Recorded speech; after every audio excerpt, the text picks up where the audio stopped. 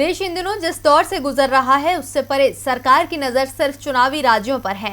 पश्चिम बंगाल, तमिलनाडु, केरल, असम और केंद्र शासित प्रदेश पुडुचेरी में विधानसभा चुनाव होना है और बीजेपी की नजर खासतौर पर असम और पश्चिम बंगाल पर है। असम में उसे सत्ता वापसी का भरोसा है तो पश्चिम बंगाल में सत्ता हासिल करने का। और इसी कड़ी में पीएम मोदी आज इन दोनों राज्यों के दौरे पर थे, जहां उन्होंने अपने संबोधन में क्या कुछ कहा, देखिए रिपोर्ट। प्रधानमंत्री नरेंद्र मोदी की नजर इन दिनों चुनावी राज्यों पर ही टिकी है। पश्चिम बंगाल में जहां बीजेपी टीएमसी को चुनौती देने में लगी है, तो वहीं असम में बीजेपी की सत्ता में कायम रहने की चाह है। ऐसे में बीजेपी की ओर से कई कद्दावर नेता इन दिनों चुनावी राज्यों पर पहुंच रहे हैं और आज पीएम मोदी भी असम और पश्चिम बंगाल के दौरे पर थे।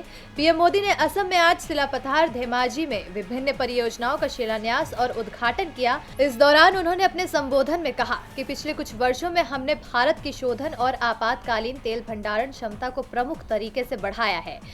बोंगाईगांव रिफाइनरी की क्षमता को भी बढ़ाया गया है। इसके साथ ही उन्होंने कहा कि आज पूरी दुनिया भारत के इंजीनियर्स का लोहा मान रही है। पीएम ने असम सरकार की जमकर तारीफ की तो पश्चिम बंगाल में पहुंचते ही उन्होंने राज्य सरकार को जमकर घेरा। पश्चिम बंगाल के हुगली में हुई रैली में पीएम मोदी ने कहा कि बंगाल ने परिवर्तन का मन बना लिया है। ममता सरकार पर तंज कसते हुए पीएम ने कहा कि बिना कटमनी के यहाँ कोई भी काम नहीं होता। कटमनी के बिना आप मकान किराए पर भी नहीं ले सकते।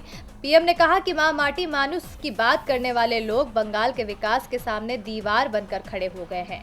केंद्र सरकार किसानों और गरीबों के हक का पैसा सीधे उनके बैंक खाते में जमा करती है, जबकि बंगाल में केंद्र सरकार की योजनाओं का पैसा टीएमसी नेताओं की सहमति के बिना गरीब तक पहुंच ही नहीं पाता है। पीएम ने पश्चिम बंगाल में हिंदुत्व का कार्ड खेलते हुए कहा कि टीएमसी सरकार की अजीब राजनीति है। टीएमसी की राजनीति बंगाल में लोगों को मां दुर्गा की पूजा से रोकती है, उसके विसर्जन से रोकती है। बंगाल के लोग वोट बैंक की राजनीति के लिए अपनी संस्कृति का अपमान करने वाले ऐसे लोगों को कभी माफ नहीं करेंगे। अब देखना होगा कि पश्चिम बंगाल में जनता परिवर्तन स्वीकार करेगी या फिर टीएमसी की वापसी होगी। टीवी लाइव की रिपोर्ट।